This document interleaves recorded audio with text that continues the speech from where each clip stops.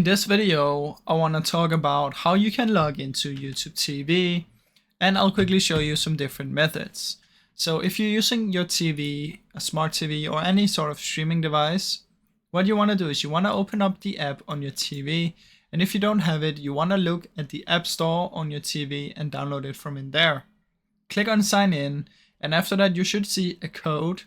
Then what you want to do is open up your computer or your device and go to google.com/device. And once you're there, you just want to enter the code, click next, select the Google account, which is also your YouTube account. So it needs to be the one with the subscription, and just allow access.